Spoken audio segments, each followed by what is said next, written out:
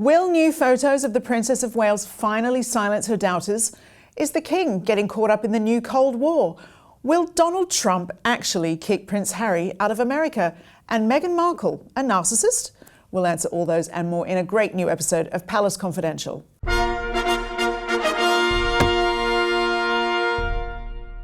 Hello and welcome to Palace Confidential. I'm Jo Elvin, and back this week to talk about the big royal stories is the Daily Mail's editor-at-large Richard Kay and diary editor Richard Eden. Welcome to you both.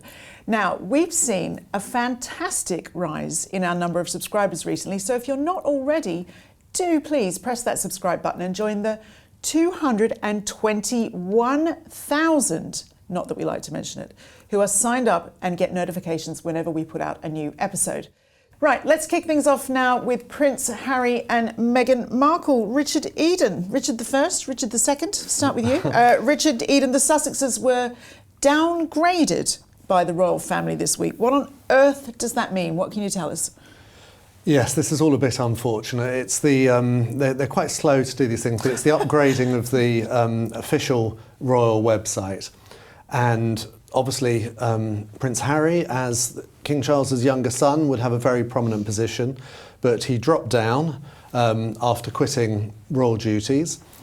And now it's the next stage of their humiliation. They've been pushed pretty much down to the bottom, just given a joint entry of Duke and Duchess of Sussex.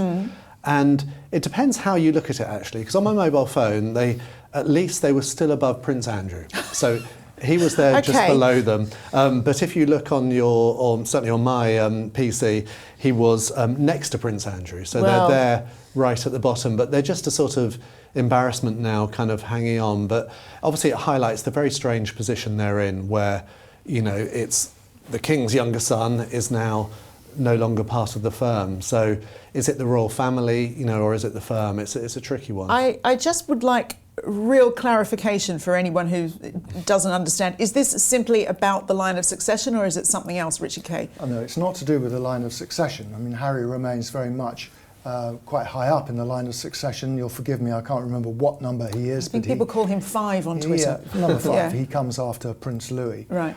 So they can't take that away from him, but Richard's absolutely right. I mean, he has been downgraded. As we know, the palace never do things in haste, and people have been clamouring for this change for months, if not years. So what's taken so long?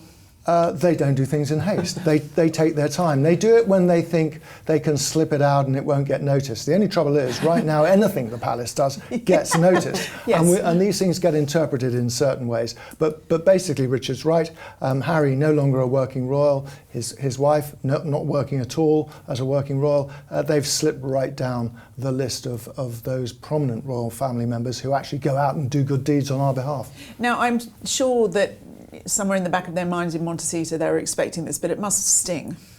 I just think, you know, if you think who's above them, you've got, you know, cousins of Queen Elizabeth, you know, the Duke of Gloucester, the Duke of Kent, you know, and they're above the son of the King. So it's a strange situation, but that's what happens when you quit royal duties. You know, yes, he's still in the line of succession, he's still a Councillor of State, but he's no longer taking part. So the idea is someone who looks at the royal family website would be, who are they? What do? They want to find out more information. They don't want to find out about, you know, celebrities in California. Well, and in potentially further strife for Harry, Richard Eden, we've joked before about President Trump, if he wins the next US election, saying that about deporting Prince Harry. But the Donald's been talking about the Duke again, and he's been saying American authorities would take, quote unquote, appropriate action. I mean, what is that? I don't know, it's just me, but I do get the impression that Donald Trump enjoys sort of playing with Harry and Meghan. I think you've got to look back at the history that before she got to know Prince Harry, Meghan was very rude about Donald Trump. She called him a misogynist and this sort of thing, and he has a long memory for these type of slurs, and so now he's sort of getting his own back, teasing, and what he's referring to is the ongoing court case which we've discussed with this think tank in America, the Heritage Foundation, trying to find out about Harry's immigration status Yes. and what he said about his past drug use on his application. And another big theme for Donald Trump is immigration. And, you know, he feels there shouldn't be double standards for famous people and less famous. So he's doing it, he's throwing his weight around, but we'll wait and see what, you know, if and when he's president. Richard Kay, whether or not Trump is elected, we're once again faced with this, you know, really unedifying prospect of a diplomatic incident involving a member of the royal family, no matter where they are on the website pecking order. Indeed. Yeah. I mean, there is a big difference between Donald the candidate and Donald the president. And once he's in the White House, he'll be smothered by all those sort of the American equivalent of the civil service, who won't want him to cause ripples with America's oldest ally, and in particular with their first family. I mean, one thing we have learned about Trump, he's rather in awe of the British royal family. He seems to have made his peace, for example, with the King, who in the past he's had big differences of opinion with over environmental policy. But yeah, I think Richard's absolutely right. I think he loves this idea of toying with Harry and Meghan, and it probably does go back to all those years ago when Meghan said those disobliging things about him. Are you suggesting that King Charles might ask the Americans if they can keep Prince Harry? Now that's a possibility. That might be an interesting diplomatic incident. Yeah, it's like, Donald, I'll do you a deal. Well, on to Meghan now, and after much speculation as to what her new lifestyle brand would be, we now know it will be called American Riviera Orchard, and that it is a cookery and lifestyle brand. Richard Kay, you've signed up already, I presume? Naturally. I mean, Yeah. what we have here is a sort of a US version of the Lakeland catalogue in Britain, or perhaps... Oh, I love the Lakeland catalogue. Okay, well, Yeah. Meghan is tapping into that vibe. I think in America she's more likely tapping into the Martha Stewart vibe. She's sort of the accomplished hostess with the mostess. Will it work? Who knows? I mean, Meghan seems to have turned her back on all manner of things as she seeks to find some sort of validation, what she can do. She's no longer acting. She doesn't seem to be producing very much. She's certainly not making anything, as far as we know, in terms of movies and documentaries at the moment. Lifestyle choices for middle-class Americans seems quite an interesting niche. Whether it works or not, I don't know. But the early reports were that the online response to it was massive. I mean, people were hugely interested. Well, I am very curious, and I'm also curious about, I kind of think fashion, yes, I know Meghan for politics, activism. Cooking? Can she cook? Does she cook? I think sort of cookery lifestyle was very much part of the blog she used to write, The Tig, which was a real love of Meghan's that she was, I think, told to leave behind when she joined the royal family, and I think that always rankled with her. So this is an opportunity to bring that kind of lifestyle blog back to life. Interesting. And just days after this emerged, there was a royal biographer who caused a stir when she suggested that Meghan Markle had quote-unquote narcissistic and controlling qualities. Oh, strong words, yes. This was a quote from very distinguished biographer and royal biographer Sally Bedell-Smith, an American author. And she used those quotes in the context of a comparison with Duchess of Windsor. Oh, that old chestnut. You know, and yes, it's not a new comparison. It's been made by lots of people, but she used very strong language, and it's that obviously comparison with another American divorcee, and the relation she was talking about, the relation between Harry and William, and that similar relationship between Edward VIII and the future George VI. Interesting. Now, Richard Kay, as we alluded to there, Harry might love this comparison between Meghan and his mother, Princess Diana, but it does seem that everybody else brings Wallis Simpson to mind. Absolutely, and it's not a nice comparison to have. I mean, Wallis Simpson pushed around the Duke of Windsor. He was very much a reduced figure in her company. And of course, there was, as Richard says, that whole relationship between Edward and Mrs. Simpson and the rest of the royal family. They lived in virtual exile after he abandoned the throne. And that almost certainly is the future prospect for the Sussexes. you know, it's interesting to look at the relationship between the ex-King Edward VIII and the future King George VI, and the relationship, as it's turned out, between Prince William and Prince Harry.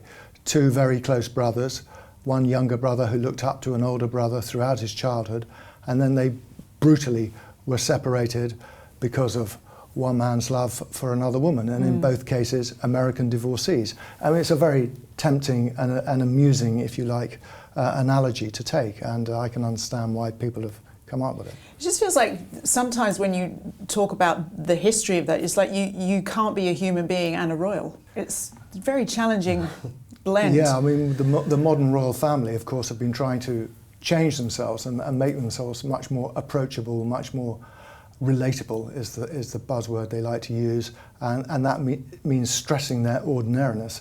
And the trouble is, the more ordinary they come across, the less interested we are in them, because that's the whole point about royalty. It's the mystique, the magical side of royalty that people are interested in. I think I'll just carry on being a normal. Richard Eden, now you broke a story about Prince Harry going on holiday with a gang of new pals. What do we know? As a social diarist, I just love this sort of finding out more about these friendships. You know, the longer that Harry and Meghan are in California, they're making friends and sort of monitoring how these things are going. And some of these friendships are very interesting. So last week I got wind that Harry was on a skiing holiday. Meghan wasn't with him. She'd had a previous skiing holiday with some of her girlfriends.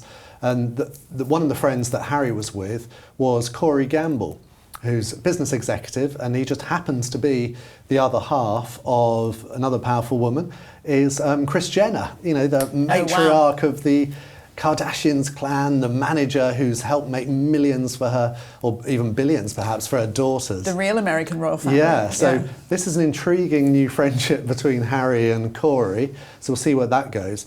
And they weren't on their own, there were others there. There was Whitney Wolfe, who's another very interesting character who's become a billionaire, I think, through her dating site, Bumble. Oh, yes, of course. Which, you know, could be useful in the future if Harry ever finds himself a single man again. Oh, Richard, sorry, I shouldn't say that. Sorry. Just cynicism today. Sorry, I shouldn't say things like that. Goodness me. And then her husband, Michael Hurd. Now, very nice man he is, I'm sure, but he also has the added benefit of having a private jet. So he's the man who is a Texan oil heir, and he flew Harry and Meghan to watch their neighbour Katy Perry perform in Las Vegas. It's just so convenient, private flight. And so he's probably flown them over. So when we saw Prince Harry at the Diana Trust Awards on a video screen, he was talking for ages to the guests at this awards ceremony, and it wasn't from his mansion in Montecito, but it was from a ski chalet in Aspen where he was on this skiing holiday. So yeah, intriguing new friends. Wow. So Richard Kay, to the royals, we were just saying appearance is everything. It's everything for Harry and Meghan. Is this the kind of image that you think is good for the Sussexes, bad for the Sussexes? I think for mainline royal family supporters, it's bad for them, frankly. I mean, they have crossed the Rubicon from royalty into mere celebrity. I mean, that's really what they are. They are Hollywood celebrities with that extra factor, if you like, because of their titles. I'm not sure in the long term where it's going to lead them. The problem they're going to have in America, as we've discussed many times on the show, is America has a sort of a short-term system, if you like. They're enthralled to celebrity for a while, but after a while, if a celebrity is a bit of a one-trick pony and they've only got one story to tell, in Harry's case, possibly that's true, then they'll move on to the next new thing. I should say there was a very unpleasant incident at the end because Kris Jenner's daughter, Kim Kardashian... You tried not to make your mouth go upwards when you say there was a really unpleasant incident. No, carry on. Well, as you know, Kim Kardashian has literally hundreds of millions of followers on Instagram, and she posted something... a sort of pop at the Princess of Wales, saying, "Oh, looking out for Kate," or "searching for Kate," or something like this. And like, You could argue it was a joke, it's a bit of fun, but it was just one of those things that added yet more fuel to the fire of the conspiracy theories. And, you know, we are talking about a woman recovering from serious surgery. Yeah, people thinking it's funny is a bit odd. Yeah, it's pretty unpleasant. Do you think we were talking a few weeks ago about Prince Harry being at some event and being photographed with like a sort of like a peripheral German royal. Do you think that Harry's going to become that weird random prince if he's not careful, rather than... Well, in a way, we've got, so everything we've seen over the past week with Meghan and her big project, because this is very much her. Harry's not involved as far as we know. So, he does seem like the plus one, a bit like Corey Gamble. He's the plus one to the powerful lady. I think he's going to end up like Prince Philip's German relatives, who are not talked about very much, but come along to a few royal events, and they're obscure German royalty, where they're rather obscure titles. That could well be Harry's future. Now, Richard Eden, you've written in your newsletter that Harry and Meghan are acting more like a rival US royal family. Well, why have you said that? Well, I just think because we've started to see Harry and Meghan's plans taking shape over the past week. And the lifestyle website is a big part of that. I mean, let's look back. What was the real reason that Harry and Meghan quit the royal family was money. It was about how to make money. And this project... Well, they said it was about privacy. Yeah, they've said lots of different things, and there are different theories, but money was a big motivation, and that's what Queen Elizabeth couldn't tolerate. And what this website is about, it's commercial. The hopes are it's going to be a big, big project, and will make Meghan another fortune, So that's part of it taking shape.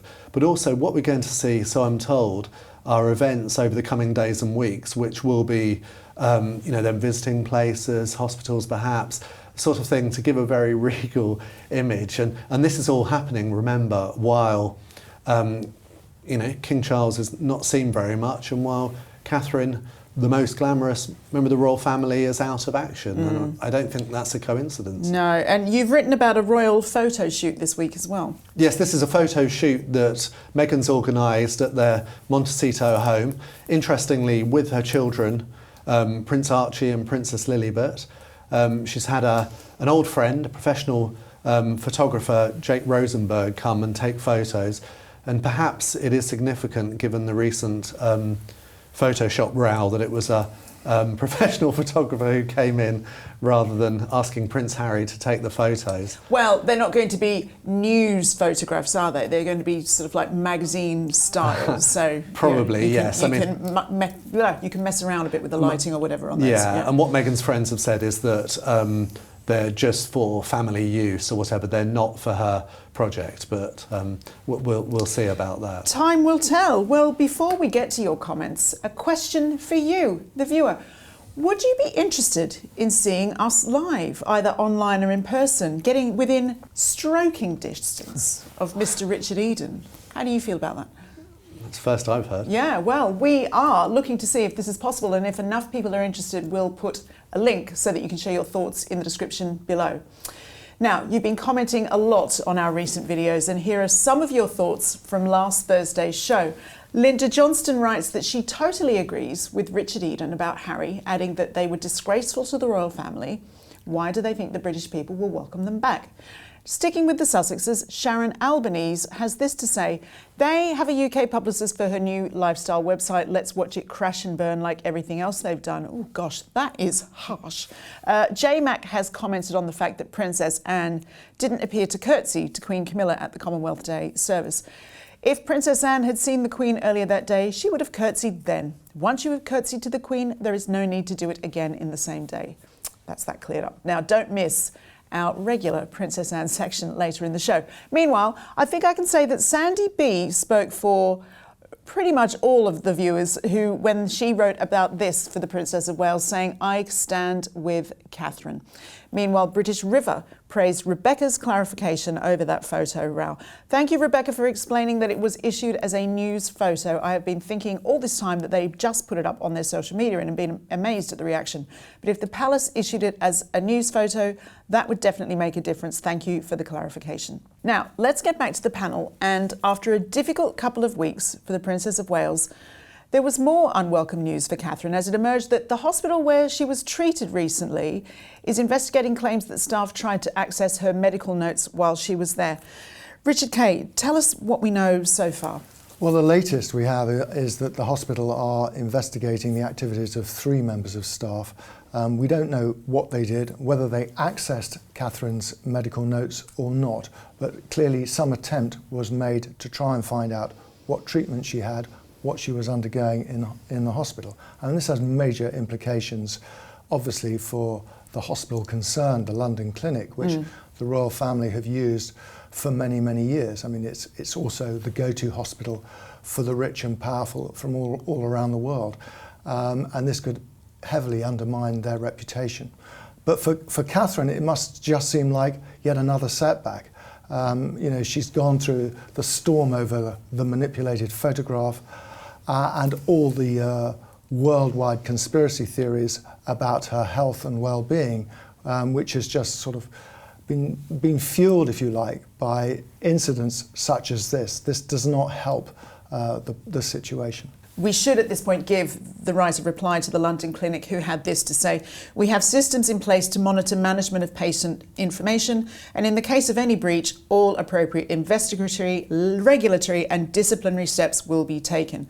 Now, Richard Eden, this story is perhaps a reminder of just how intense the level of scrutiny is that she faces at the moment if you can't trust your medical staff. Oh my goodness. I mean, if I had £1 for every person who'd asked me what's the real story with we the could Princess all of Wales, retire. yeah, I could buy a palace myself, Yeah. you know. So in a way, it doesn't surprise me at all that people may have been prying a bit, or if they know that those records are there on a computer system, you know, they're having a look, that sort of thing. So I think the key thing, though, is that, you know, we have to be very sensitive about it, because remember that there was a tragedy in the past. You know, on one occasion, Yes. when Catherine was in hospital while pregnant with Prince George, there was that prank call from Australia, and it led to a nurse who was on the reception putting these pranksters through to someone who knew her details, giving away personal information, and then the nurse who'd put her through ended up killing herself. It was just So, unbearable. you know, Yeah. the last thing we'd want is any sort of witch hunt or anything.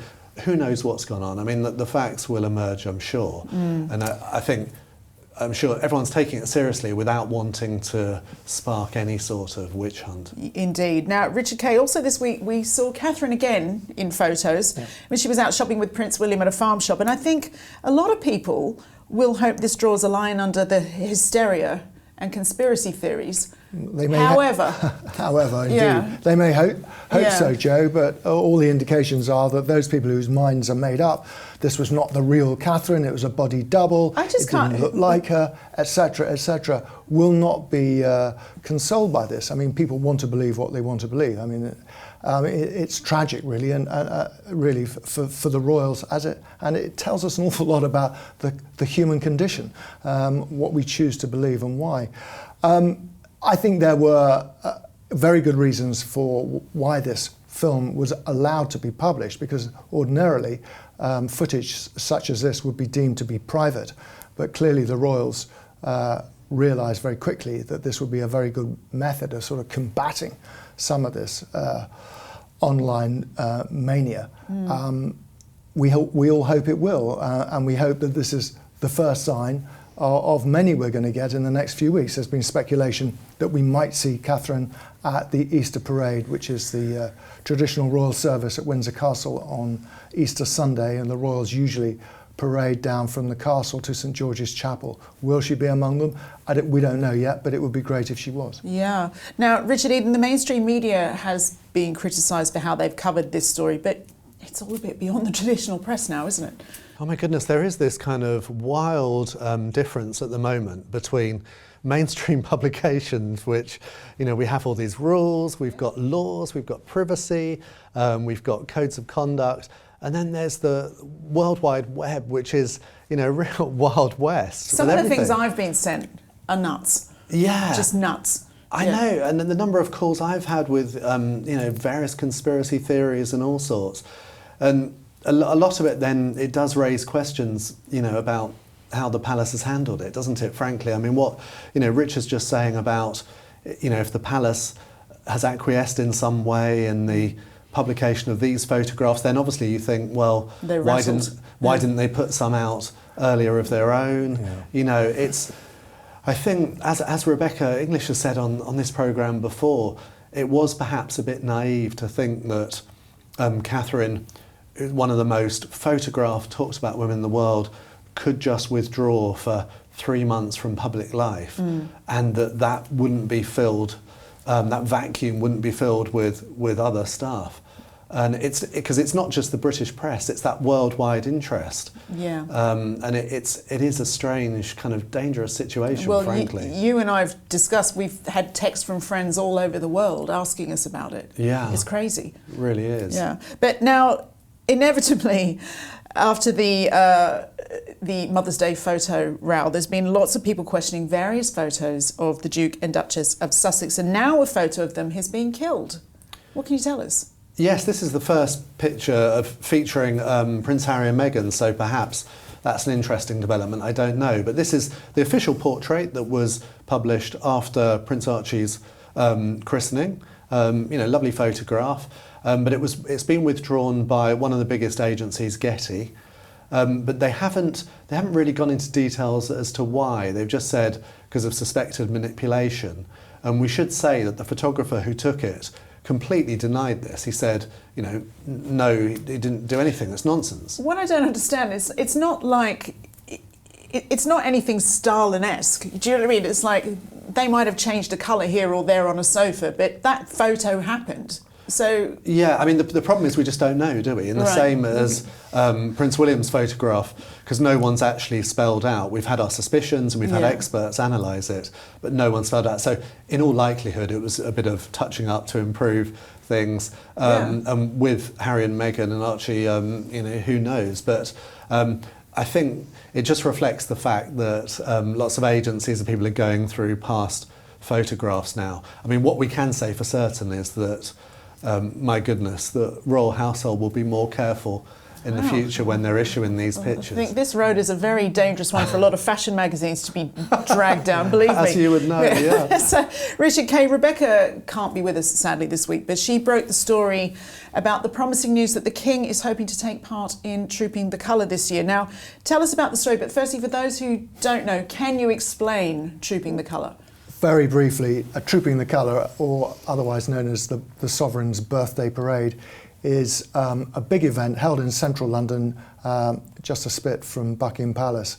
And the household division, which are those magnificent bearskin guards that visitors to the UK see outside Buckingham Palace and St James's Palace, they are all professional fighting soldiers, but they have a ceremonial arm to their duty as well, and every summer they perform this meticulous operation called Trooping the Colour, where one of the regiments is chosen to troop its colours. The colours are the flags that they've won from battle honours going back to before the English Civil War.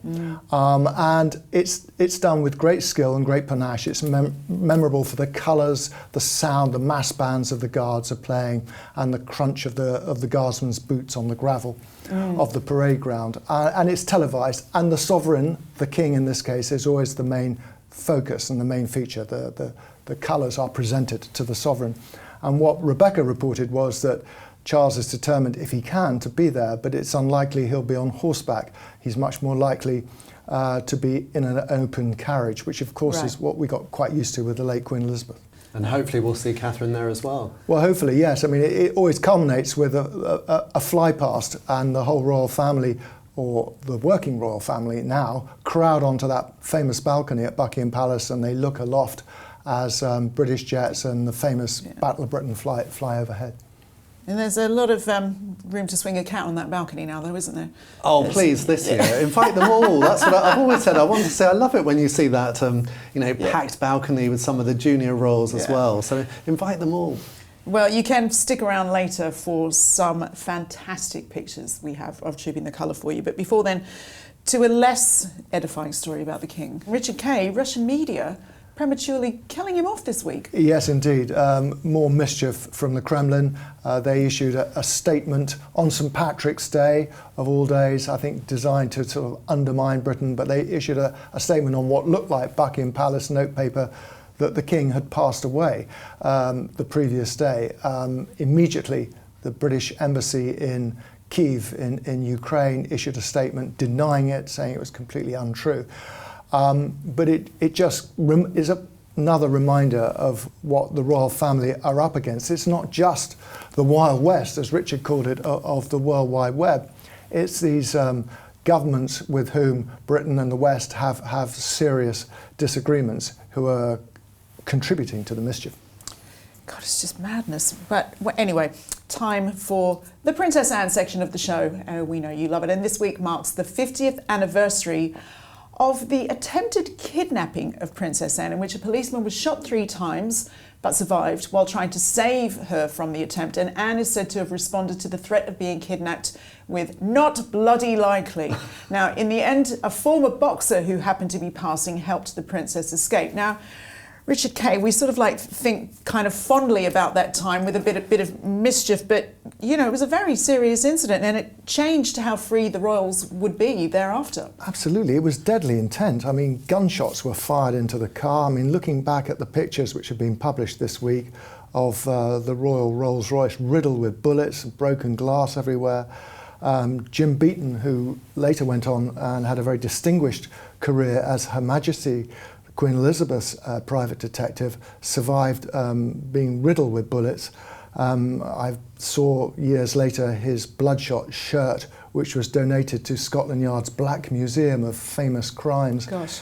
There for posterity. But it was a reminder of how open, if you like, the royal family were in those days with dealing with the public. Now we use that old cliche, a ring of steel, which surrounds the royals, and that really was the precursor to why the royals now have round-the-clock protection. I mean, it should be pointed out that Beaton did have a gun, and I think his gun jammed as well as the gunman's. But things have improved a lot since then. I mean, mercifully, neither Anne nor her then husband, Mark Phillips, were hurt at all, and the look on their faces was one of great shock. But of course, you had that wonderful remark, which sounds so very typical of Princess Anne. And it's probably just coloured why she's so stoic and matter-of-fact and no nonsense about everything to this day. You do feel once you've survived that, you can survive anything, no? Yeah, right. Anyway, well, discussing Trooping the Colour got us thinking back to some of our favourite moments from the events over the years. So here are some of the most fun pictures of the royal children watching the event. Enjoy.